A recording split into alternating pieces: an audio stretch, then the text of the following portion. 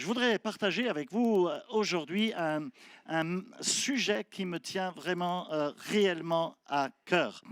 Et on va juste prier, courber nos fronts dans la prière un instant.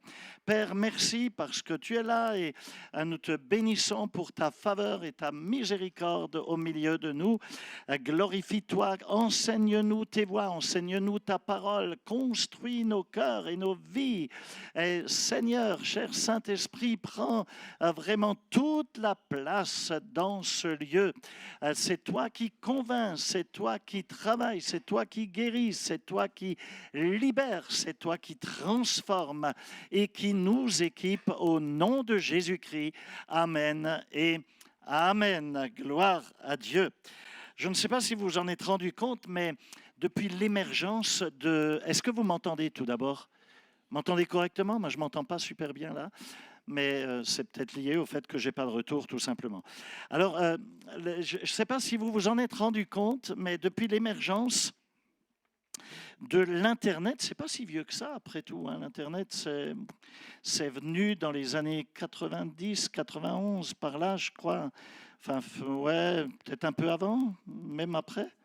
Ouais, 90, on était à l'époque en 56K, je ne sais pas si tu te rappelles, et ça ramait, c'était incroyable, mais il y a eu cette émergence. Et donc ça fait quoi ça fait quoi?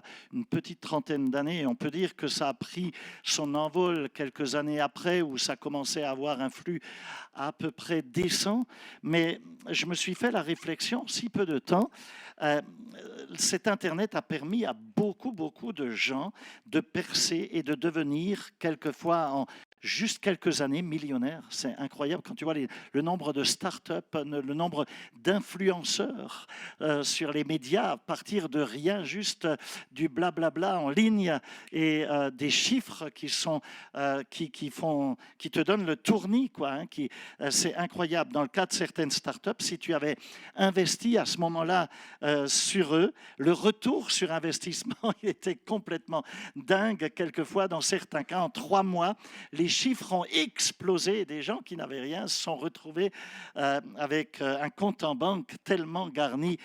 Ça, c'est dans le cas où tu avais investi. OK, ça fonctionne si tu investis, parce que si tu n'investis pas, tu as beau parler, il n'y avait pas de retour. Alors aujourd'hui, je ne vais pas vous parler d'investissement financier, vous vous en doutez bien, mais je voudrais te parler de quelque chose de beaucoup plus important. Il s'agit de ta vie. Il s'agit de ta vie, il s'agit de ta vie. Et en vérité, tu peux faire avec ta vie, tu peux faire 3 choses que tu peux faire de ta vie. Tu peux la gaspiller, et il y a beaucoup de manières de le faire, ça c'est très clair. Tu peux aussi dépenser ta vie, et ça c'est pas compliqué. Les publicitaires d'ailleurs, ils vont t'aider à le faire, c'est leur job. Ou alors, tu peux investir ta vie. Tu peux l'investir. Et investir sa vie, ça signifie que tu vas l'utiliser de manière à vivre pour une résurrection meilleure, de manière à vivre pour laisser une trace derrière toi. Ça signifie que tu investis pour l'éternité et tu laisses derrière toi un héritage. OK? Vous me suivez? Vous êtes là? La Bible dit très clairement que toi et moi, on a été créés pour contribuer, pour apporter quelque chose, pour laisser notre trace. On n'est pas juste là pour faire du tourisme. Toi et moi, on n'a pas été mis sur cette terre juste pour être un simple consommateur, tu vois, ou pour subir la vie. Non, tu as été mis sur cette terre pour apporter quelque chose, pour être un contributeur. Et cette contribution que tu vas apporter à travers ta vie de tous les jours, avec tes talents, avec tes capacités, avec ton énergie. La Bible, elle appelle ça ton ministère. C'est ton ministère. Tu sais, la chose est que très souvent dans nos milieux d'église, dans nos milieux chrétiens, on pense souvent que le ministère, ce n'est que destiné aux pasteurs. Ce n'est que l'apanage des pasteurs ou des prophètes, des ministères selon Éphésiens 4, etc. Non, le ministère, ça concerne vraiment tout le monde. Ça concerne chacun d'entre nous. Ça te concerne. Ça concerne tout le monde sans aucune exception. Lorsque tu prends tes talents, lorsque tu prends les capacités que tu as.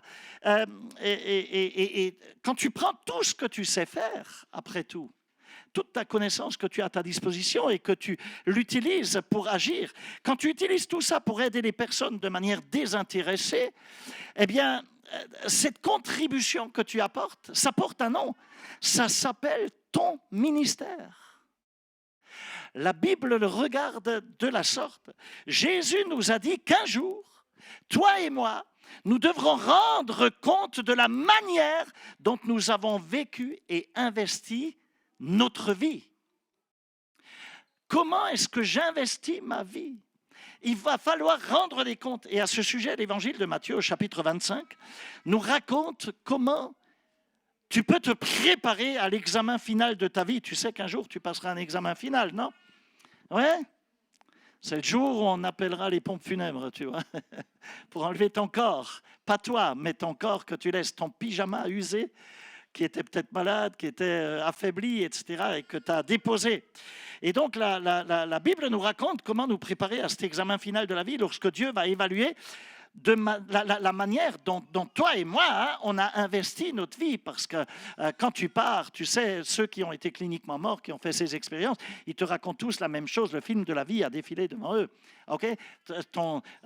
Cette partie de ton esprit, le subconscient ou la conscience interne, là où tu as ton disque dur, là où tout s'est enregistré, eh bien, ça se vide à ce moment-là. Et puis tu as le film de ta vie qui passe à ce moment-là.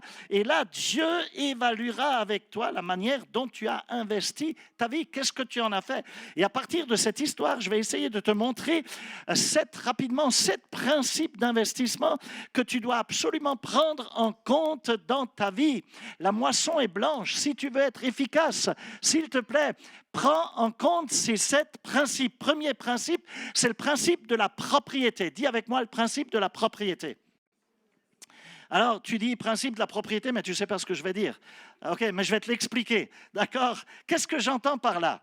OK, tout ce que je possède, écoute bien, tout ce que je possède, ça appartient à Dieu. Tout ce que tu possèdes, ça appartient à Dieu. C'est Dieu qui l'a créé et qui, en vérité, en est le propriétaire. Tout était là avant que toi et moi on arrive et ça sera encore là une fois qu'on aura quitté cette terre. Tu sais, très souvent on pense que nos biens nous appartiennent. Ah, j'ai acquis une maison où j'ai réussi à investir et puis à mettre des locataires, ils ont payé les échéances. Maintenant, je suis propriétaire d'un immeuble, de 3 maisons, de ceci. Ah, je possède. Et on pense que tous nos biens nous appartiennent. Mais en vérité, on ne possède absolument rien. Tout appartient à Dieu. Tu ne possèdes rien. Tout ce que tu peux faire, c'est emprunter les choses durant, si tu as un peu de chance, 60, 70, peut-être 80 ans, 90 si tu es robuste, voire un peu plus, quelques années, mais c'est tout. Et ensuite, tu es obligé de le rendre. Et même si tu n'as pas envie de le rendre, mais tu le rendras quand même. C'est ainsi. Donc, tu ne fais qu'emprunter les choses durant ton passage. Tu n'as rien apporté dans ce monde quand tu es né. Tu étais tout nu comme un ver de terre. Tu n'as rien amené et tu n'emporteras rien de ce monde quand tu le quitteras. Tu es conscient de cela. Et ainsi, tout ce que tu possèdes, tes voitures, tes maisons, même tes ambitions, tout ce que tu as, ce n'est qu'un prêt pour la durée de ta vie. Et c'est tout. La Bible nous dit que Dieu nous a engendrés, il nous a créés pour que nous gérions ses ressources sur cette terre. Il avait placé Adam et Ève dans le jardin d'Éden pour qu'ils prennent soin du jardin, pour qu'ils le gèrent. Et c'est d'ailleurs la raison pour laquelle nous sommes ici. Nous sommes ici pour gérer l'environnement, pour gérer les choses sur cette terre. Et ce qui est super, c'est que pendant qu'on gère, on peut utiliser les choses. C'est quand même sympa, non, de la part du Seigneur. Il nous permet d'utiliser les choses. On peut en profiter. Mais n'oublie jamais que tout ce que nous avons, ça ne nous appartient pas. On l'utilise, on le gère, mais ça ne nous appartient pas. Imagine que tu sois propriétaire d'une super maison très grande maison sur un point élevé. Allez, on va s'imaginer un lieu. Allez, imagine que tu sois sur le point culminant de Montmartre et tu as la vue, depuis ton salon, tu as la vue de tout Paris devant toi. Tu vois la tour Montparnasse, tu vois la tour Eiffel, tu as tout Paris là, devant toi. Imagine-toi, c'est super villa luxueuse avec une telle vue, tu t'imagines le prix que ça peut coûter, etc. Alors, imagine qu'un jour tu viens me voir et puis tu me dis, écoute Dominique, moi je pars en vacances durant 3 mois. Et je voudrais juste pas laisser la maison seule, je voudrais que ce soit toi qui en prennes soin. Ma maison, elle est luxueuse, elle est super bien située, c'est fantastique, tu as tout Paris sous tes yeux, et je voudrais que tu t'en occupes pendant mon absence. Mais je voudrais que tu fasses 3 choses. 3 choses, j'aimerais que tu arroses les plantes régulièrement, je voudrais que tu nourrisses le petit chien, parce que sinon il va mourir.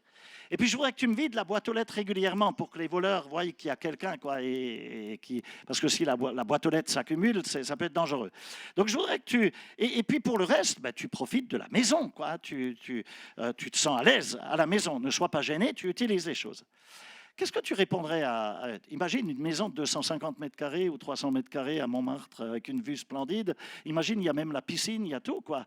Et juste à nourrir le petit chien et puis à vider la boîte aux lettres. Ouais, c'est quand même sympa, non? Tu dis, bah, c'est génial, tu peux compter sur moi. Maintenant, voilà donc, tu pars en vacances durant les 3 mois, et puis tu reviens, et tu es prêt à revenir, bien évidemment, dans ta maison. Mais moi, entre-temps, je suis plus prêt à déménager. Parce que j'ai envie de rester dans ta maison, elle est trop géniale. Tu vois, là où j'habite à côté, c'est...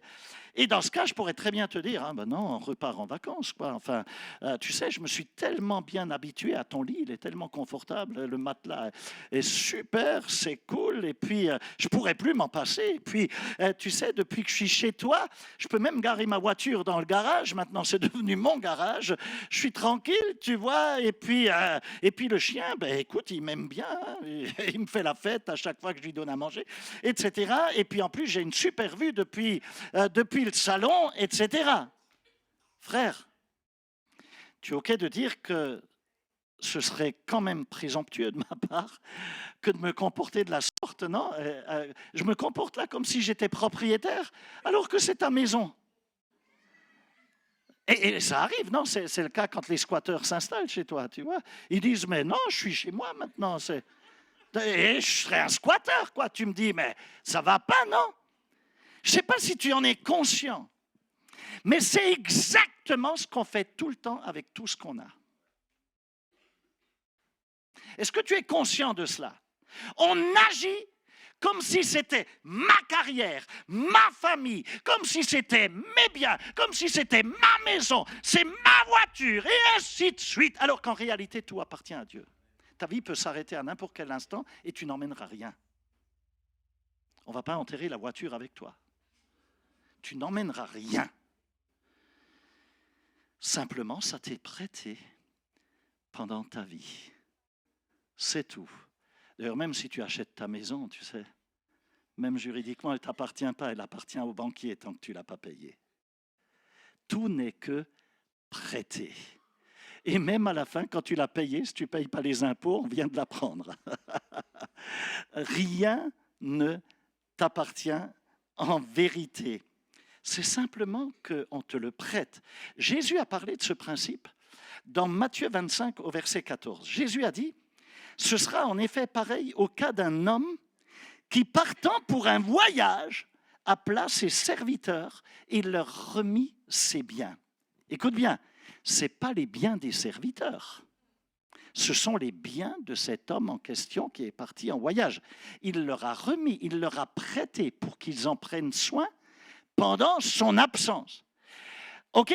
Donc, comprends que lorsque tu apprends à accepter cette réalité, cette vérité de la vie, qui montre que tout ce que tu as, que tout ce que nous avons, ça appartient à Dieu et non pas à toi, non pas à moi. Si j'apprends cette leçon, ben, je finis par être beaucoup moins stressé et beaucoup moins inquiet. Tu ne crois pas? Ça va apaiser les choses. Et tu sais, je vais te dire, les choses appartiennent à Dieu, non pas à toi. ton inquiétude, elle va du coup diminuer très, très, très rapidement. Pourquoi? Parce que généralement, tu ne t'inquiètes pas des choses qui ne t'appartiennent pas. Tout simplement. Quand tu as une bosse dans ta voiture, tu as égratigné la carrosserie ou, enfin, j'en sais rien, quoi, tu as beugné à quelque part, etc. Tu t'en inquiètes. Mais si le voisin a une bosse dans sa voiture, ça te fait ni chaud ni froid, non? Ce n'est pas ton problème. Tu es d'accord? Lorsque tu saisis cette révélation, tu t'inquiètes beaucoup moins parce que tu t'accroches plus à tout prix aux choses et à ce que tu as ou ce que tu penses avoir. Le deuxième principe, c'est le principe des talents. Écoute bien. Premier principe, le principe de la propriété. Ça ne t'appartient pas, ça lui appartient. Même ta vie ne t'appartient pas. Hello? Elle ne t'appartient pas. Tu es censé être la propriété privée de Dieu si tu lui as donné ton cœur. Alors, le principe, si tu n'as pas donné ton cœur, tu appartiens au diable dans ce cas. Bon, ça c'est autre chose, c'est une autre affaire. Deuxième principe, c'est le principe des talents. Dieu m'a donné des talents qui sont uniques et à toi aussi, tu as reçu des talents uniques. Maintenant, le mot talent, ce qui est intéressant, c'est que tu le trouves dans l'Écriture, dans cette histoire biblique qui nous intéresse précisément aujourd'hui. Et dans la parole de Dieu, en ce temps-là, il y a donc 2000 ans en arrière, eh bien, le talent, ça représentait une somme d'argent. Je ne sais pas si tu sais ce que ça représente, mais c'est excessivement... ça représente, grosso modo, un talent représente en argent d'aujourd'hui, grosso modo, une valeur de 1000 euros. C'est pas rien. Tu remets ça 2000 ans en arrière. Tu vois la somme que ça peut être. Dans cette histoire, tu peux voir donc que cet homme, qui est le maître, qui est un propriétaire, il a distribué plusieurs talents à différentes personnes, ce qui représentait à ce moment-là un investissement, surtout à cette époque-là, qui était considérable pour l'époque. Et de nos jours, quand on parle de talent, on ne parle plus de somme d'argent. La signification, elle a changé quelque peu dans l'évolution de la langue. Et aujourd'hui, il est question de capacités naturelles que Dieu nous a données, de dons, n'est-ce pas, de choses talentueuses qu'on exprime. Alors certains d'entre vous avez des talents pour la musique, d'autres sont doués, vous avez un talent pour, par exemple, pour les mathématiques, d'autres encore, vous avez un talent peut-être en mécanique ou que sais-je. Certains d'autres, vous avez des talents pour négocier, pour faire du business. C'est quelque chose qui est inné en vous. Vous avez ce feeling pour ces choses. D'autres encore, vous avez des talents pour le leadership, pour exercer un leadership de succès. Et on a envie de vous suivre parce que votre manière de l'exercer, de l'exprimer est tellement... D'autres sont doués pour travailler avec les animaux, d'autres pour travailler avec les enfants, d'autres, vous êtes doués pour écrire, d'autres pour prendre la parole en public, d'autres pour cuisiner, etc., etc. Vous avez des talents. Les chercheurs ont découvert, c'est fou quand j'ai découvert ça, les chercheurs ont découvert qu'il existe entre 600 et 800 talents différents. Et tu sais quoi, du coup, tu n'en es pas conscient. Je suis certain que tu n'en es pas conscient, mais chacun d'entre nous, on a quasi près de 200 talents. Ouais, le problème, c'est que tu ne les reconnais pas parce qu'il y a des choses qui sont tellement naturelles en toi, juste tu n'y prêtes même pas attention en fait.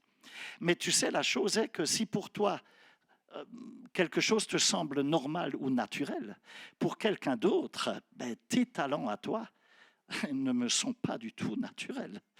Tu vois, ma femme, elle a le talent, par exemple, de cuisiner. C'est vraiment un talent, parce que moi, je ne l'ai pas, ce talent. Tu vois, et pour elle, c'est normal. Quand il n'y a plus rien dans le réfrigérateur, elle trouve encore juste une seule tomate, et puis un morceau de pomme de terre et un machin. Et puis, elle te fait un truc, et je dis, mais c'est pas vrai. Tu as sorti ça d'où? Moi, j'ai pas ce talent, tu vois. Ou alors, j'ai un talent qui s'appelle Picard, tu vois. Ça, c'est Et puis micro-ondes aussi, tu vois. Parce que juste, mais pour elle, c'est naturel. Pour moi, pas du tout. Certains d'entre vous, ça vous semble tellement évident. Vous avez cette facilité, par exemple, d'organiser les choses. C'est un talent. D'autres n'ont pas ce talent. Alors, chez eux, ça va pas être organisé, tu vois. Ça va être désorganisé. Certains d'entre vous, vous savez comment mettre de l'ordre dans les choses ultra rapidement. Pour d'autres, il faut toute une journée juste pour ranger un coin. Ah, et encore, ils n'y arrivent pas. Tu vois? Mais oui, parce que tu n'as pas le talent. Non, mais si c'est le cas, prends une femme de ménage, ça ira plus vite. La chose est que tu n'es très souvent pas conscient de tous les talents que tu as. Tu comprends? Alors au verset 15, il est dit, il donna 5 sacs d'argent ou talents à l'un selon les traductions, 2 à l'autre et 1 au troisième, à chacun selon sa capacité, puis il partit aussitôt. Donc première remarque, le montant diffère d'un individu à l'autre. Tu l'as remarqué? Ok, quelqu'un reçoit 1 talent, un autre en reçoit 2 et l'autre en reçoit 5. La réflexion que je me suis faite, c'est que durant quasi toute notre vie, on nous a bassinés et enseigné que tous les hommes sont égaux. Oui? Ouais? Tu es OK avec ça? Alors oui, on est créés égaux et on est égaux aux yeux de Dieu. Ça, c'est clair et net. Notre valeur en tant qu'être humain, peu importe ton origine, peu importe ta race, peu importe ta situation socio-professionnelle, etc., peu importe, tu es égal aux yeux, dans le cœur de Dieu. Tu es tout aussi précieux, on est tous précieux l'un comme l'autre, mais nous ne sommes pas tous égaux dans nos talents. Et ça, je veux que tu en prennes conscience. On n'est pas tous égaux non plus dans les opportunités, dans nos libertés qu'on peut avoir, etc. Regarde, le fait que tu vives actuellement en France, ça te donne une longueur d'avance sur toute une partie du restant du monde. Tu bénéficies de certains privilèges, tu bénéficies de certaines capacités, de certaines libertés, tu bénéficies de certaines opportunités, tu bénéficies de plein d'aides, etc., qu'une grande partie du restant du monde ne l'a pas. Ça n'existe pas pour eux. Et la plupart des gens seraient peut-être même prêts à donner une partie de leur vie juste pour avoir les opportunités que tu as. Dans certains pays, tu ne peux pas aller juste à l'hôpital comme ça avec une carte de sécu et te faire soigner. Et tu ne sors pas un centime de ta poche. Si tu ne payes pas, on te laissera mourir. Il faut que tu le réalises. Tu as une longueur d'avance sur une partie de la civilisation. Et la chose est que tu n'as rien demandé. Tu ne l'as pas mérité, tu es juste né là et puis voilà, tu en profites, ou tu as pu être naturalisé ou avoir des papiers. Et ça, c'est juste un don de Dieu, c'est une capacité que Dieu a permis dans ta vie et qu'il t'a donc donné.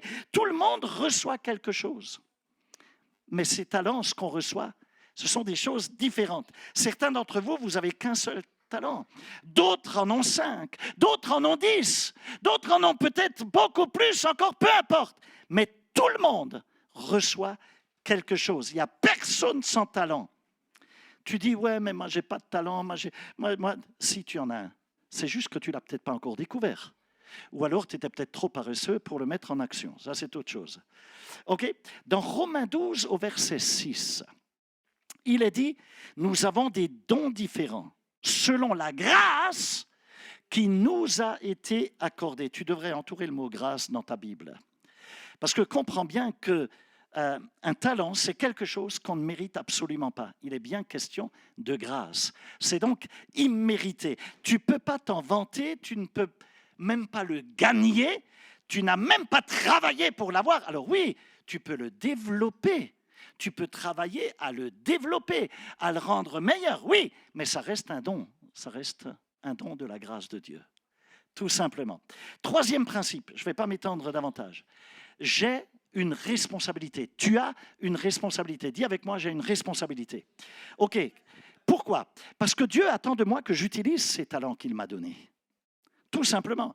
Il nous les a donnés dans un but qui est très clair, avec un objectif précis. Et du coup, il veut que tu fasses ressortir le meilleur des capacités qu'il t'a données.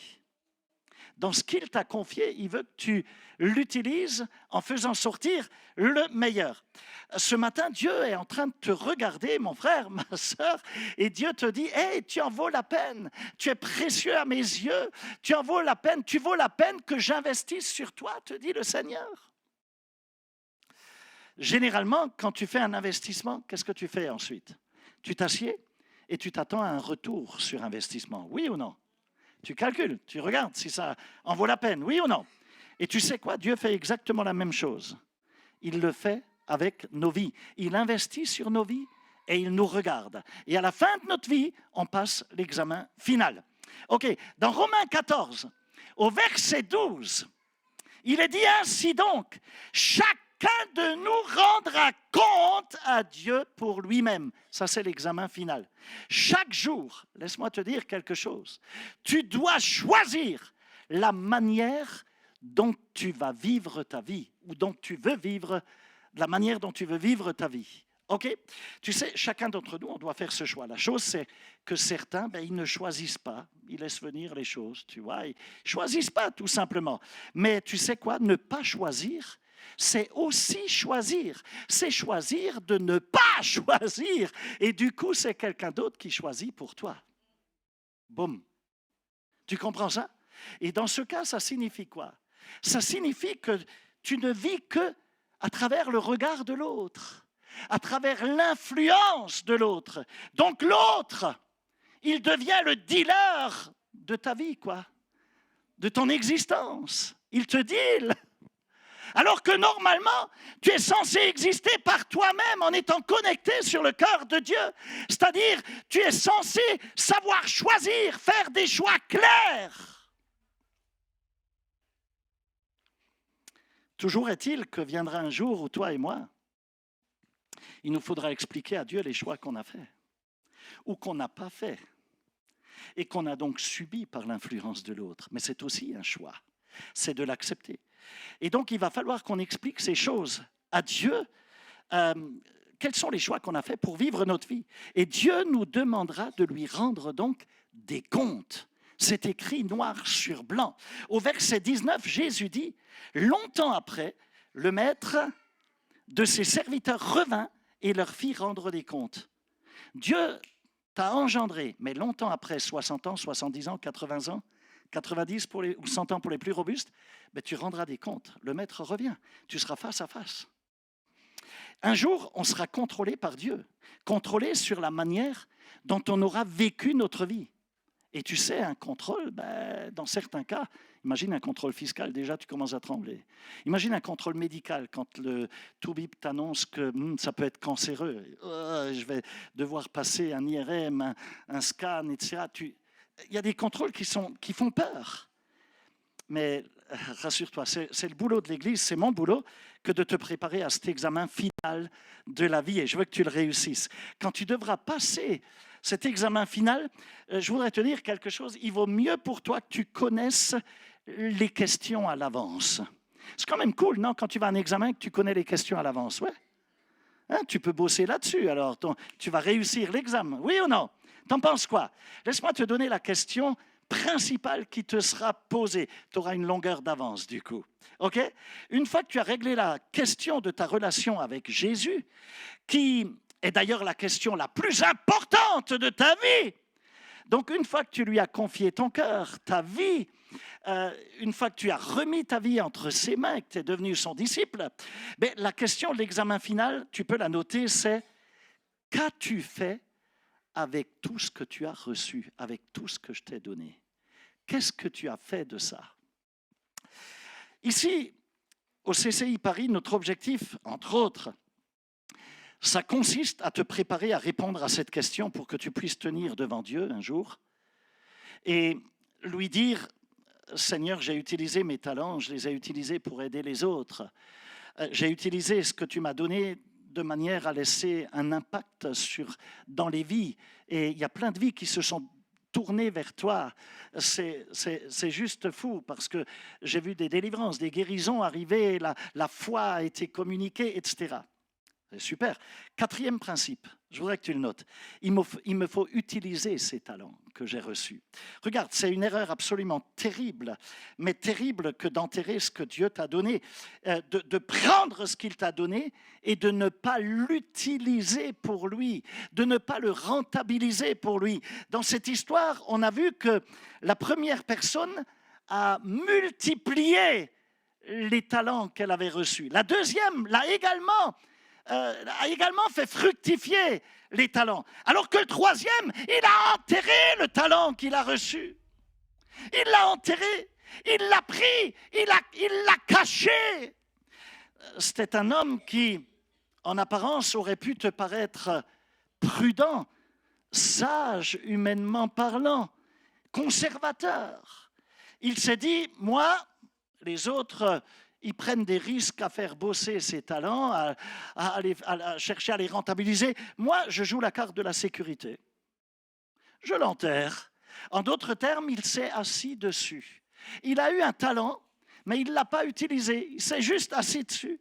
Mais la chose est que, une fois que le maître est arrivé, le maître a réagi. Et qu'est-ce qu'il lui a dit, le maître? Il lui a dit, serviteur mauvais et paresseux. Une autre traduction dit, serviteur méchant et paresseux à celui qui avait enterré le talent. Penses-tu que le maître était fâché là? Ouais, je pense. Hein? Il l'a regardé et lui a dit, tu es méchant. Tu aurais dû au moins placer cet argent à la banque et ça aurait généré des intérêts. C'était le minimum que tu aurais dû faire. Je sais que la plupart d'entre nous, lorsqu'on entend le mot méchant, on pense à peut-être à un meurtrier, à un violeur ou à quelqu'un qui abuse ou qui est violent, etc. Mais regarde bien ce que Dieu qualifie de méchant dans cette histoire. Il dit qu'il est méchant parce qu'il n'a pas utilisé le talent qui lui avait été donné. Cela pour qu'il ait pu faire, il aurait pu faire une différence dans le monde dans lequel il a évolué. Il aurait pu devenir un modèle, un exemple, etc. Et le fait que cet homme a enterré ce talent, c'est-à-dire qu'il n'a rien fait de ce qu'il a reçu dans sa vie, le fait qu'il l'a mis hors de vue et qu'il a fait comme si ce talent n'existait pas. Ah, moi, je n'ai pas de talent, moi, je ne peux rien faire. Et Dieu le qualifie de méchant. Il le qualifie de méchant. Dans cette partie du texte, il y a une... Mais c'est énorme, il y a une puissante révélation. Premièrement, tu ne peux pas plaire à Dieu en jouant la carte de la sécurité. Retiens bien cela. Que dit la Bible? La Bible dit que tout simplement, pour utiliser ton talent, tu dois prendre des risques. Elle le dit comment, la Bible? Elle dit, or, sans la foi, il est impossible de plaire à Dieu. La foi, c'est prendre des risques. C'est s'engager en faisant confiance avec Dieu. À Dieu, pardon. C'est en lui faisant pleinement confiance. Si tu prends ton talent et si tu ne fais rien avec cela, tu n'es pas excusable. Tu n'es pas, sous prétexte que tu as peur de prendre ça ne tiendra pas devant Dieu. Toi et Dieu, vous êtes plus que vainqueurs. Si Dieu est avec moi, qui sera contre moi? Hello, toi et Dieu, vous êtes plus que vainqueurs. C'est tout ça. La deuxième révélation qui en ressort, c'est que Dieu préfère que tu essayes de le servir, que tu fasses au moins une tentative de le servir, même si tu échoues, même si tu te casses les dents, même si tu tombes plus bas que terre, plutôt que de rien faire et de rester là à te tourner les pouces. Non, non, non, Dieu préfère même que tu échoues. Une telle personne, un tel serviteur, Dieu le qualifie de méchant, non pas parce qu'il a perdu quelque chose au niveau de l'investissement, puisqu'il veut lui restituer exactement la même chose. Il dit, je l'ai enterré pour que voilà, personne ne le vole et puis je te le rends. Non. Donc Dieu ne le qualifie pas de méchant parce qu'il aurait perdu quelque chose, non, mais parce que le type a eu peur de faire quoi que ce soit avec ce talent qu'il avait reçu. Je sais que certaines personnes, certains d'entre vous, lorsque vous regardez à votre vie, vous n'avez même pas une vraie joie de vivre. Il y a, pour certains, peut-être, il n'y a plus cette étincelle dans les yeux, dans le cœur. Il n'y a pas cet enthousiasme. Tu aimerais pourtant tellement que ça pétille dans ta vie, etc. Pourquoi est-ce que ça arrive? Pourquoi est-ce qu'il peut y avoir une lassitude dans la vie? Pourquoi? Je vais te le dire. Une des raisons pour lesquelles souvent nos vies deviennent ternes, deviennent fades, c'est parce qu'on a très souvent préféré jouer la sécurité et nous asseoir sur la ligne de touche de notre vie. On ne s'engage pas, on ne veut pas faire l'effort, on veut pas, et on est juste là à regarder, à être spectateur. On a préféré devenir spectateur plutôt que d'utiliser les talents comme Dieu veut qu'on les utilise. Ah ouais, ouvrir une cellule, ouais, bon, je le ferai peut-être un jour. Ouais, ça me gonfle un peu, etc. Mais l'autre qui réussit, tu envies son ministère. Tu dis, ouais, mais comment il a fait? Ouais, moi, j'ai pas ce talent. Hein. Etc. Souvent, on préfère vivre pour nous-mêmes plutôt que nous impliquer dans le service en faveur des autres.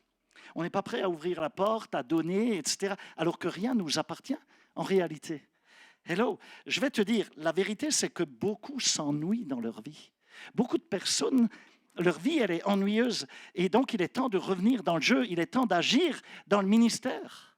Il est temps de revenir sur le terrain pour marquer des buts. OK? Alors, comment se fait-il qu'on se retrouve quelquefois assis sur la touche, sur la ligne de touche, sans rien faire? C'est le principe suivant, je te l'explique. Il est question là de motivation. 5e principe, motivation. C'est donc la peur qui m'empêche d'utiliser mon talent. C'est bien dit, non? Le serviteur a dit, j'ai eu peur de le perdre, donc je l'ai enterré. Donc c'est bien la peur qui m'empêche d'utiliser les talents que j'ai. Au verset 25, l'homme qui avait enterré son talent a dit, j'ai eu peur, je suis allé cacher ton sac d'argent dans la terre. Tu devrais entourer ce mot peur et le mot cacher également. Ces deux mots, ces deux choses, la peur et le fait de cacher les choses, ça marche toujours ensemble. Regarde, quand Adam était tombé, quand Adam et Ève étaient tombés, qu'est-ce qu'ils ont fait? Ils ont eu peur et ils sont allés se cacher. Et ils ont mis des feuilles sur eux, etc. Ils sont allés se planquer. Donc ces deux choses marchent toujours ensemble. Qu'est-ce qui t'empêche de développer ton potentiel? C'est la peur. Qu'est-ce qui t'empêche de devenir tout ce que Dieu veut que tu sois? C'est la peur. Qu'est-ce qui t'empêche de construire dans ta vie un héritage qui va durer sur toute l'éternité? C'est encore la peur. En vérité, d'ailleurs, il y a 3 sortes de peurs qui t'empêchent de développer ta vie, de te développer, de développer tes talents. Le premier, c'est le doute de soi, le doute que tu peux avoir envers toi-même. Ça, c'est la peur qui enferme d'ailleurs la plupart des gens dans une prison et ça les empêche de se développer au niveau de leur potentiel. Ils se disent à eux-mêmes, ouais, mais moi, je ne pourrais jamais faire ça, je ne suis pas suffisamment qualifié, ouais, mais j'ai pas fait assez d'études dans ce domaine, ouais, mais j'arrive pas à parler en public, j'arrive pas à... Ouais, mais ils doutent de leur talent. Mais en vérité, il s'agit de la peur de l'échec. Il s'agit surtout de la peur d'échouer. Ils ne veulent pas échouer. Ils ont la trouille que ça ne fonctionne pas. Écoute, j'ai appris une chose. L'échec n'est jamais, jamais, jamais fatal. Tu m'entends? Jamais. En fait, la peur de l'échec, c'est pire que l'échec lui-même. La peur de l'échec est pire que l'échec parce que la peur de l'échec te limite. Tu ne feras jamais rien. En vérité, l'échec, c'est même une bonne chose. Et tu sais quoi? Échouer, c'est même... Dis à ton voisin, mais échouer, c'est une bonne chose. Pourquoi? Parce que c'est dans l'échec que tu apprends comment les choses fonctionnent. Comment tu sais que ça fonctionne ou pas si tu n'échoues pas? Boum. Alors, où est le problème? Le seul moyen de réussir dans la vie, c'est d'échouer. Tu te prends une gamelle. Si tu as peur de ne pas témoigner parce que, ah ouais, j'ai peur qu'ils ne m'écoutent pas, mais comment tu peux le savoir? Ta peur, ça te limite. Maintenant, tu témoignes à ce musulman du coin et tu te prends une gamelle, tant pis. Il va dire, ouais, mais ça, c'est pas comme ça. C'est... OK, bon, j'ai appris quelque chose. Le prochain musulman, allez au suivant. Là, tu vas appliquer, là, tu as appris. Et le troisième, tu le gagnes à Jésus. L'échec ne devrait jamais te limiter, tu ne dois pas le tolérer. Donc, le seul moyen de réussir dans la vie, c'est d'échouer. D'apprendre à travers l'échec. C'est en échouant que tu découvres ce qui ne fonctionne pas. Donc, l'échec me permet d'apprendre, d'évoluer, de développer mon talent. Donc, ne laisse jamais le doute t'empêcher comment dirais-je, d'avancer. La deuxième chose, la deuxième part, c'est la conscience de soi. Je veux dire, cette forme de complexe qu'on peut avoir. Tu sais, ça, c'est le deuxième type de peur. Mettons que tu es doué pour la danse, par exemple. mais tu es gêné de danser. Ah ouais, mais qu'est-ce que vont penser les gens? Oh non, ça me gêne de danser en public. Imagine que tu es doué pour le chant. Ok, tu es un super chantre. À la maison, sous la douche, tu chantes. Et tous les jours. Et puis on te dit, mais viens t'engager viens au prochain casting, tu peux peut-être t'engager dans la louange. Oh non, je suis gêné, j'ose pas chanter en public. Et puis en vérité, derrière cette peur, tu sais ce qui se cache, c'est de l'inquiétude. Qu'est-ce que vont penser les autres? Mais qu'est-ce que vont penser les autres si je le fais? Ouais, à la maison, je peux, quoi, tu vois, je suis seul. Mais dehors, qu'est-ce que vont penser les autres? Laisse-moi te dire que si tu t'inquiètes de ce que pensent les autres, commence tout de suite à creuser un trou, ta tombe. Commence tout de suite à creuser ta tombe. Immédiatement, je te dis ça parce qu'en vérité, si tu tolères ce type de part dans ta vie de ce que pensent les autres, tu es déjà mort. C'est fini pour toi. Tu vivras plus qu'à travers le regard des autres, tu ne vis plus. Comprends bien que dans la vie, tu ne pourras jamais plaire à tout le monde. Même Jésus n'a pas plu à tout le monde. La preuve, on l'a crucifié. Hey, et du coup, tu ne devrais pas non plus t'inquiéter de ce que pensent les autres. Ce n'est pas ton affaire. Ce que pense Dieu est bien plus important. Mais pas ce que pensent les autres. Dans Proverbe 29 au verset 25, tu sais quoi? Il est écrit, c'est un piège que de trembler devant les hommes, que d'avoir peur des hommes. C'est un piège. C'est un piège diabolique. Si sans arrêt tu laisses tourner ton disque dur là dans la tête et tu te demandes ce que pensent les autres, ce que vont penser les autres, mais ça t'empêchera de te développer, frère. Mais ça t'empêchera de faire quoi que ce soit. De toute façon, dès que tu te lances à commencer à faire quelque chose de grand ou de bon, même dans l'église, automatiquement, il y aura toujours quelqu'un pour te critiquer. Ça, tu peux être sûr. C'est un ministère très répandu. Ce n'est pas le problème. Si tu te soucies de ce que les autres vont penser, mais tu ne feras jamais rien dans ta vie. Donc, tu dois simplement faire ce que Dieu te demande de faire. Et basta. Tu es clair avec ça? Troisième sorte de peur, et c'est la plus grande de toutes, c'est l'apitoiement de soi-même. C'est l'auto-apitoiement, d'accord? C'est quand tu t'apitoies sur toi. Ah ouais, j'ai déjà échoué, j'y arriverai pas, et du coup j'ai peur d'échouer de nouveau, et puis c'est toujours sur moi que ça tombe, et alors tu n'essaieras jamais. Tu n'essaieras plus jamais. Si tu penses de la sorte, c'est de la fake news. Tu te trompes, mais alors très, très, très lourdement. Tu sais, il y avait 2 disciples qui ont connu des échecs, mais absolument lamentables. Je parle de deux disciples qui faisaient partie de l'équipe de 12 du Seigneur Jésus. Okay? Ils avaient suivi. L'un s'appelait Pierre et l'autre Judas. Okay? Tu les connais tous les deux? Les deux ont commis, écoute bien, exactement le même péché. Ils se sont rétamés exactement sur la même peau de banane. Tous les deux ont renié Jésus à un moment crucial. D'accord? Ça s'est passé juste avant la croix. Juste avant. Ils ont tous les deux fait exactement la même chose. Ils ont trahi Jésus, ils l'ont renié, mais ils ont réagi à leur échec de manière différente. Pierre a réagi différemment par rapport à Judas. Judas a réagi différemment par rapport à Pierre. Judas, il est sorti. Il s'est apitoyé sur son sort. Ouais, je suis un pourri, je suis allé trop loin, etc. Il s'est apitoyé sur lui et il est allé se prendre. Il s'est suicidé et c'était la fin de sa vie. Terminé, on n'en parle plus. Par contre, Pierre, il est sorti. Il va chialer un gros coup comme un gamin. Il va pleurer amèrement sur son péché. Il a brisé son cœur. Il a pris le sac et la cendre. Là. Il s'est repenti.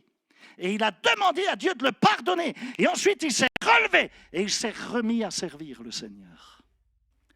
Pierre, ce gars qui a renié Jésus à 3 reprises, qui a fait des imprécations, qui a blasphémé, à 3 reprises, il l'a renié. C'est celui-là que Jésus a choisi parmi tous les autres disciples 40 jours plus tard pour parler à toute la ville de Jérusalem. Et à travers sa seule prédication, ce jour-là, 3000 Juifs se sont convertis et l'Église a pris naissance. Non mais est-ce que tu t'imagines un instant que pour fonder l'Église, Dieu a utilisé un gars qui avait connu le plus grand échec et qui de plus l'avait renié. Je ne sais pas si tu... Mais j'aime ça. J'aime ça tellement parce que ça signifie qu'il y a de la place pour toi et moi dans la famille de Dieu et que c'est possible. Ok? Ça signifie que Dieu aime même utiliser nos échecs. Et c'est pour ça que la Bible dit que toute chose concourt au bien de ceux qui l'aiment. Ok? Moïse, regarde bien, Moïse c'était un meurtrier, tu sais, il a tué un Égyptien. Et Dieu va l'utiliser pour libérer son peuple. David était un adultère fini, et peu meurtrier aussi, hein. Il a fait tuer Uri. Dieu l'a utilisé. Jacob, il a connu un échec terrible. Dieu l'a utilisé. Abraham, quel lâche celui-là. À 2 reprises, il dit à sa femme, « dis que t'es ma sœur. Hein. Tu dis pas que t'es ma femme, sinon ils vont me couper la tête et ils vont te garder, ils vont t'enlever. » Non mais quel lâche. Et Dieu l'a utilisé. Mes amis, Dieu a pris chacun de ces types, il les a ramassés en miettes, il les a nettoyés comme quand tu nettoies du poisson. Et il les a utilisés ensuite de manière absolument incroyable. C'est juste fou. Alors, tu sais, mince, je n'ai pas de billet dans ma poche là. Si j'avais un billet, je t'aurais fait une petite démonstration. Mais quelqu'un a un billet, non? En poche, non? Tu n'as pas un billet de 500 €? Comment que ça se fait? OK. Ouais. Non, mais regarde, c'est vraiment... Imagine, je prends un billet de 100 € là, ou de 50 €. Je te le montre. Je te dis, est-ce que tu le veux? Qu'est-ce que tu vas dire? Tu le veux, hein? Ouais, tu as raison. Bah oui. Maintenant, je prends ce même billet et je le froisse à mort. Ah, il n'est vraiment pas beau. Je te le tends. Tu veux mon billet? Pourquoi tu le veux? Oui, mais si je le jette à terre et je salis, tu vois, j'avais marché dans une crotte de chien juste avant d'arriver et puis ça sent pas Coco Chanel quand je le lève. Tu veux toujours mon billet? Ah, tu le veux toujours, hein? Malgré ça. Ouais, tu sais, je vais te dire quelque chose. Pourquoi tu le veux? Parce qu'il a la même valeur. Et s'il sent mauvais, tu vas au premier magasin tout à l'heure, tu vas l'échanger, tu vas acheter un petit truc et puis on te donnera de la monnaie. Hein? C'est ça? Et puis tu récupères. Tu te débarrasses juste de l'odeur, mais tu récupères ton billet. Mes amis, dans la vie, il arrive qu'on nous laisse tomber. Ouais? Il arrive que quelquefois, on nous piétine, on nous crache dessus, on nous broie. Et quelquefois aussi, eh bien, ta vie, elle peut être tellement chamboulée où tu ne sais même pas si un jour tu arriveras encore à t'en sortir. Ouais, mais pour autant, tu n'as pas perdu ta valeur. Ta valeur originelle aux yeux de Dieu, tu restes précieux. Tu as la même valeur. Exactement la même valeur que ce billet de banque. C'est pareil, tu n'as rien perdu. Et pour finir, juste ceci. Lorsque tu vas arrêter de te chercher des excuses, une fois pour toutes, s'il te plaît, arrête de te chercher des excuses pour chercher à expliquer au monde entier pourquoi que Dieu ne peut pas t'utiliser. Mais arrête avec ça! Ne cherche plus avec des arguments et des excuses. Ne dis pas, ouais, mais moi, je peux pas ouvrir ça, je peux pas gagner les âmes, je peux pas témoigner, je peux pas. Mais arrête! Arrête. À partir du moment où tu arrêtes avec ces excuses, les choses commencent à changer pour toi. Immédiatement, Dieu commence à poser son onction sur toi et tu commences à vivre des choses nouvelles. Regarde, je termine là-dessus. Sur Matthieu 25, au verset 24 à 25, il est dit, celui qui avait reçu qu'un sac d'argent ou qu'un talent s'approcha ensuite et dit, Seigneur, je savais que tu es un homme dur. Tu moissonnes où tu n'as pas semé et tu récoltes où tu n'as pas planté. J'ai eu peur et je suis allé cacher ton sac d'argent dans la terre. Donc là, le type, il est gonflé quand même. Il accuse son patron et il se justifie en disant, c'est de ta faute si j'ai rien fait avec le talent. C'est ta faute parce que tu me parais être un homme très dur et je savais que tu étais dur. Alors je suis allé le cacher, le talent. Alors c'est de ta faute. Je te pose la question. Qui est-ce que tu continues à blâmer pour ton manque de service et de fruits en Jésus? Combien de morts tu as ressuscité depuis le début d'année? Des morts spirituelles, il y en a plein autour de toi. Combien d'âmes tu as gagnées? À combien de personnes as-tu témoigné? Je parle de choses qui auront une portée éternelle. Qui blâmes-tu pour ton malheur? Qui blâmes-tu parce que tu n'as toujours pas encore fait ce qu'il fallait pour être au centre de la volonté de Dieu. Ah ouais, tu sais, il y en a qui te disent, ah ouais, mais tu sais, si j'avais épousé quelqu'un d'autre, alors j'aurais pu être un grand chrétien, tu vois. Si j'avais pu me marier, je serais allé tellement loin dans ce monde. Et puis avec la bonne femme ou le bon mari. Ah ouais, si j'avais eu d'autres parents, j'aurais vraiment eu de l'importance dans ma vie. Si j'avais pas divorcé, si j'avais eu un frère ou une sœur, si j'avais eu des enfants différents que ceux que j'ai actuellement, peut-être que j'aurais pu faire quelque chose de ma vie. C'est toujours la faute de quelqu'un d'autre. Quand tu as mal aux dents, c'est la faute du ministre de la Santé, tu vois. Mais arrête. Tu es aussi proche de Dieu que tu le souhaites, tout simplement. Ni plus ni moins. Tu es aussi spirituel que tu veux l'être. C'est un choix. C'est juste le fait de le choisir. Si tu es proche de Dieu, c'est parce que tu as choisi d'être proche de Dieu. C'est parce que tu as choisi de te lever, de lire la parole, de te nourrir de sa parole, de lui parler, de prier. Tu t'es levé peut-être une demi-heure plus tôt qu'un autre. Tu as fait le bon choix. Ok? Si tu es loin de Dieu, c'est parce que tu as bougé, mais Dieu n'a pas bougé. Il t'attend. Il est toujours encore là à avoir son regard sur toi et à t'attendre. Alors arrête de blâmer tous les autres, s'il te plaît, mais arrête avec ça. Et puis je termine en disant qu'il faut que tu te bouges, que tu t'actives et que tu utilises tes talents. C'est le 6e point. Parce que si je ne les utilise pas, ces talents, tu sais ce qui va se perdre? Si tu n'utilises pas tout ce que tu as reçu, tu sais ce qui se perd? Tu vas les perdre. Tu sais ce qui est écrit au verset 28? Prenez-lui donc le sac d'argent et donnez-le à celui qui a les 10 sacs. Il en avait 5, il les a multipliés. Et c'est celui qui a eu le plus à qui on l'a donné. Comment se fait-il que quelquefois une personne qui a des dons, des talents, etc., et soudainement, elle n'en a plus aucun? Comment? Tu t'es déjà posé la question? Parce qu'elle n'a pas utilisé ce qu'elle a reçu de Dieu. Et c'est un principe universel qui marche avec tout. Dieu a le droit d'enlever dans ta vie tout ce que tu ne fais pas fructifier pour lui. C'est logique. D'ailleurs, pourquoi est-ce qu'il te le laisserait? Si tu le laisses mourir, si tu l'enterres, ça ne sert à rien. Il vaut mieux qu'il le donne à quelqu'un d'autre qui en fait quelque chose. Et ça, c'est un principe d'utilisation ou de perte qui est universel. Regarde, c'est vrai pour les muscles. Si tu n'utilises jamais tes muscles, qu'est-ce qui se passe? Tu les perds. Tu les perds, tes muscles. OK? Si tu ne fais pas d'exercice, tes muscles vont diminuer. Tout simplement. Si tu n'apprends pas à penser et à mémoriser, si tu n'utilises jamais ta mémoire et ton esprit, qu'est-ce qui se perd? Qu'est-ce qui va se passer? Tu le perdras. Tu n'auras rien dans la ciboulette, là. Tu n'auras rien dans le cibolo. Mais parce que tout simplement, tu ne t'exerces pas. Si tu ne lis jamais, si tu ne retiens pas, si tu ne te cultives pas, tu n'auras pas de culture. Et l'inverse, c'est vrai aussi. Si tu utilises quelque chose, ça va se développer, ça va s'accroître. Plus tu vas utiliser tes muscles et plus que ça va se gonfler. OK? Et plus tu utilises ta mémoire, plus tu utilises ton intellect, plus tu utilises... tout simplement.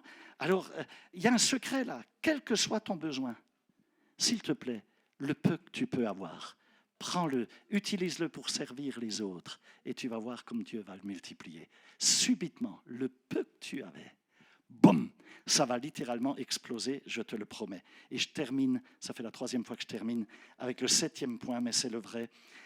Il y a une compensation que tu vas recevoir. Tu vas être récompensé, c'est la récompense. Si j'utilise mes talents, je vais être récompensé. Tout mon investissement va retrouver une compensation incroyable. Le verset 23 dit... C'est bien, bon et fidèle serviteur. Tu as été fidèle en peu de choses, je te confierai beaucoup. Viens partager la joie de ton maître. Ce verset, mes amis, nous montre les 3 récompenses que Dieu accorde à ceux qui utilisent leur talent pour servir les autres. J'allais dire le ministère, mais c'est ton ministère, dans le service, et aussi pour apporter quelque chose dans ce monde, tu laisses une trace, une contribution. Premièrement, tu reçois le fait d'être reconnu par Dieu. Et tu sais, être reconnu par Dieu, c'est mieux que d'être reconnu par les hommes. Hein? D'accord? Parce que ça sera éternel, ça aura une portée éternelle. Le Seigneur dit, c'est bien, bon et fidèle serviteur. Dieu dit, ok, good job, bon travail, tu es mon garçon, tu es ma fille, alléluia, gloire à Dieu. Deuxièmement, tu reçois une promotion. Tu as été fidèle à des petites choses, je vais t'en confier de beaucoup plus grandes. Ça s'appelle être promu, non? C'est une promotion. Ok? Tu étais ouvrier, tu deviens chef d'agence. Allez, boum, tu as une promotion. D'accord? Troisièmement, tu es célébré. Viens avec moi, partage le bonheur de ton maître. Et Dieu dit en te souriant, c'est la fiesta, allez, on va célébrer. C'est bon, non? Est-ce que tu veux vraiment être heureux? Tu veux donner un sens à ta vie? Ouais? Tu veux vraiment augmenter ton estime de toi-même? Est-ce que tu veux sentir que tu fais une différence significative à travers ta vie, là où tu évolues? Allez, mets-toi debout. On va prier ensemble. Je voudrais que tu réécoutes cet enseignement parce que c'est tellement important. Il faut que tu en prennes toute la portée, toute la révélation qui en est contenue. C'est tellement important. On est dans un temps où la moisson est blanche. Mes amis, c'est un temps de conquête. Et laisse-moi te dire, c'est une grande moisson. Tu ne peux pas te permettre d'enterrer ce que tu as reçu. Tu dois le mettre au service des autres pour que cette moisson soit récoltée. Pour que cette moisson rentre. Ferme les yeux. Mets une main sur ton cœur. Je veux que tous ici, alors je ne veux pas que votre vie s'arrête maintenant, hein, vous avez encore trop de boulot, mais je veux que vous vous entraînez pour l'examen final un jour. Parce que tu ne sais pas quand ça arrive, cet examen. Ça peut arriver à n'importe quel moment. Tu as des gens, ils sortent de chez eux et ils ne rentrent plus jamais. Parce qu'ils ont rencontré une mauvaise personne. Parce qu'ils ont été à un endroit, au mauvais endroit, au mauvais moment. Ils étaient là de passage et leur vie s'est arrêtée. Juste là, en un clin d'œil. Cela me rappelle la tragédie du Bataclan. Des gens qui sont allés pour s'amuser à un concert et leur vie s'est subitement arrêtée en un clin d'œil. Tu ne sais pas, mais ça peut être un simple arrêt cardiaque. Ton cœur s'arrête, la pompe et tout est fini. Ferme les yeux un instant. Dis avec moi, Père, je me rends compte que tu m'as placé sur cette terre pour y apporter une contribution. Pas juste pour être un consommateur. Seigneur, à partir d'aujourd'hui, je ne veux plus vivre une vie égoïste, ni une vie superficielle, en ne pensant qu'à moi. Mais je veux vraiment faire une différence dans ma vie et avec ma vie. Mais Seigneur, j'ai été tellement occupé et je te demande pardon. J'ai tellement rempli ma vie au point que je n'ai plus trouvé de temps pour les autres, ni pour toi, ni non plus pour ce qui est le plus important. Père, s'il te plaît, pardonne-moi d'avoir perdu cet équilibre, d'avoir perdu ce qui est prioritaire. À partir d'aujourd'hui, oh Père, je veux investir ma vie et mes talents dans les choses qui comptent le plus et qui auront une portée éternelle. Seigneur, je veux investir ma vie pour aider, pour tendre la main et pour faire ce que tu m'appelles à faire. Aide-moi à savoir ce que je dois diminuer, réduire dans mon planning, dans ma vie, pour avoir le temps de te servir en servant les autres. Seigneur, apprends-moi à ramener les justes priorités à leur juste place. Et par la foi aujourd'hui, ô Père, dans le nom de Jésus, dis-le lui, je m'engage à servir en croyant que tu m'aideras à trouver le temps nécessaire pour que cela soit possible. Seigneur, purifie-moi avec ton sang. Lave-moi.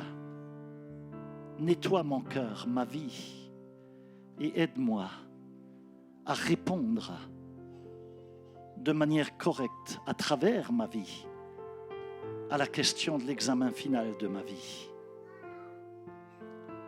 Et si jamais tu t'es pas engagé avec Christ complètement, si tu sens que si tu devais mourir maintenant, tu ne sais pas où tu vas, tu n'en as pas la certitude, alors pourquoi est-ce que tu ne prierais pas en disant ceci? Allez, dis-le avec moi. Père, au nom de Jésus, je veux apprendre à te connaître. Jésus, je veux connaître ton plan pour ma vie. Je veux te suivre à partir de maintenant. Et je te demande de venir t'installer sur le trône de mon cœur. De venir t'installer dans ma vie. Change-moi, sauve-moi par la puissance de ton Saint-Esprit et purifie-moi avec ton précieux sang que tu as versé pour me racheter sur la croix. Aide-moi à utiliser ma vie et mes talents pour t'adorer, pour élever ton nom et pour faire ta volonté. Dans le nom de Jésus. Amen et Amen. Est-ce que quelqu'un a fait cette fin de prière, cette partie de prière? Lève voir la main.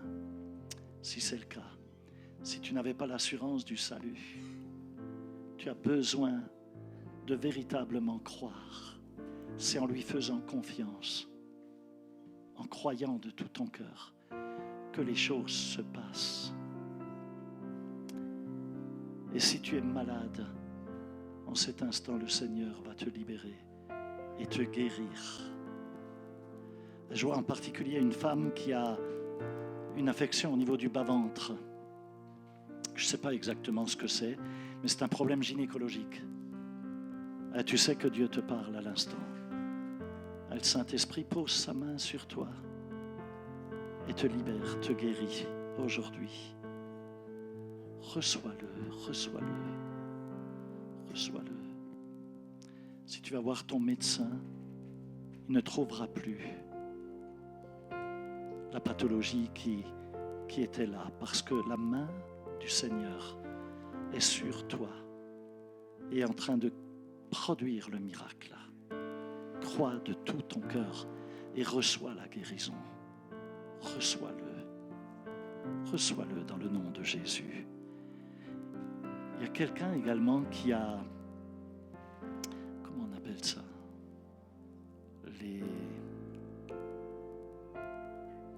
Non, pas les amygdales. Non, c'est comme gonflé, c'est... Non.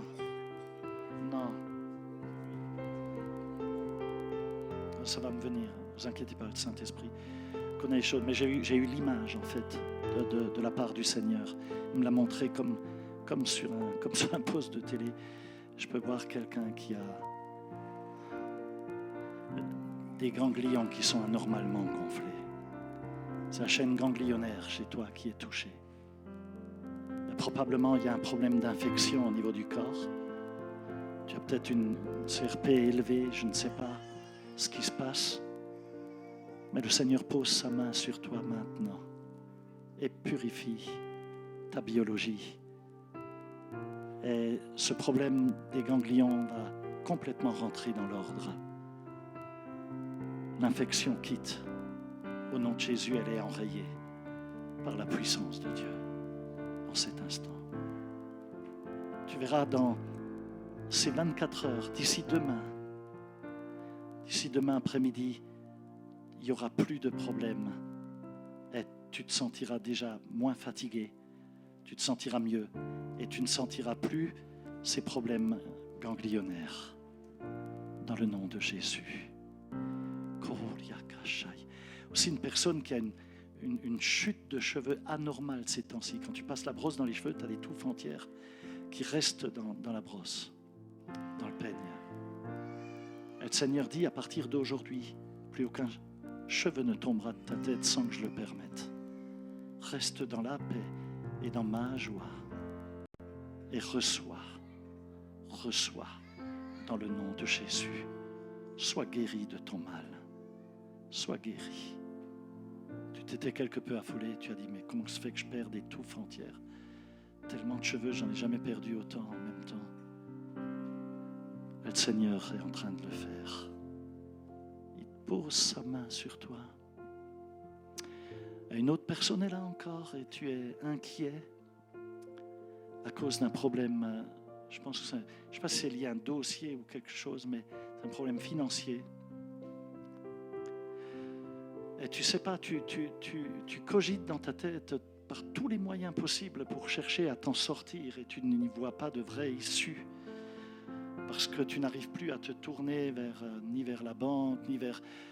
tu ne sais plus comment faire. Tu te sens comme acculé. Et le Seigneur dit, tant que tu chercheras par toi-même, je ne pourrai pas intervenir, mon enfant. Mais si tu oses me faire confiance aujourd'hui, et si tu me le demandes, alors j'agirai en ta faveur. Et c'est moi alors qui interviendra, non pas de la manière dont tu puisses le penser ou l'imaginer, mais j'interviendrai de manière parfaite. Et ce dû ne t'écrasera pas,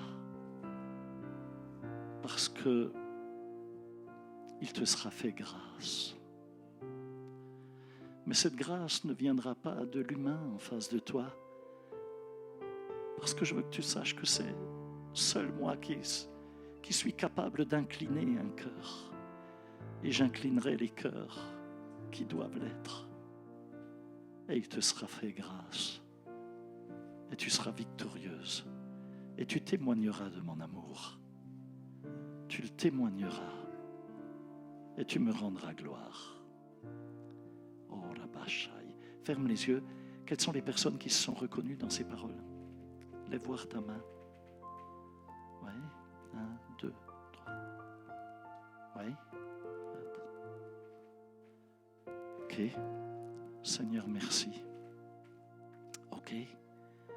Merci parce que tu es là et je veux sceller totalement ces guérisons, ces interventions surnaturelles et miraculeuses dans ces vies. Seigneur, je te prie de te glorifier dans le nom de Jésus. Dans le nom de Jésus. Maintenant, fais confiance au Seigneur. Juste confiance. Le Seigneur me montre aussi une personne qui, dans ton enfance, tu as été élevé avec beaucoup de peur parce que dans ton environnement, on pratiquait des choses qui n'étaient pas correctes. On pratiquait l'occultisme, le maraboutisme, des choses on cherchait à se protéger en permanence. Il y avait des peurs constantes. Et tu as été élevé avec ça. Et ces choses aujourd'hui te jouent des tours et amènent des peurs qui ne sont pas normales et qui n'ont pas à être. Et le Seigneur te dit, tu es mon enfant. Et en tant que mon enfant, en tant qu'enfant d'Abraham, tu n'as pas à rester courbé sous la peur. Comme cette femme qui était venue avec un dos courbé depuis de longues années auprès de Jésus. Et Jésus a dit, il n'est pas correct qu'une fille d'Abraham soit courbée de la sorte. Et il l'a redressée instantanément.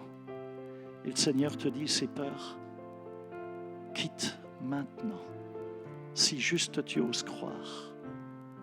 Et je pose ma main de faveur de grâce sur toi, ma protection à travers mon sang, mon précieux sang. Et je veux appliquer ce sang sur tes pensées, sur les pensées des émotions de ton cœur. Si tu me l'autorises, dit l'Esprit de Dieu. Alors je travaillerai en profondeur en toi et je te libérerai. Plus jamais tu ne te sentiras mis sous pression par des ténèbres. Dans le nom de Jésus. Seigneur, bénis, s'il te plaît, ces hommes, ces femmes, cette assemblée, ces disciples, qu'ils apprennent à répondre à la question de l'examen final. On a toute notre vie pour y répondre, pour y travailler, afin de vivre pour une résurrection meilleure. Seigneur, la moisson est blanche, c'est un temps de conquête. Qu'à toi seul revienne la louange et la gloire. Merci de ce que tu nous permets de rester au centre de ta volonté. Qu'à toi revienne l'agneau de Dieu au nom de Jésus. Amen. Et amen. Je vous aime très fort. Que Dieu vous bénisse et je vous bénis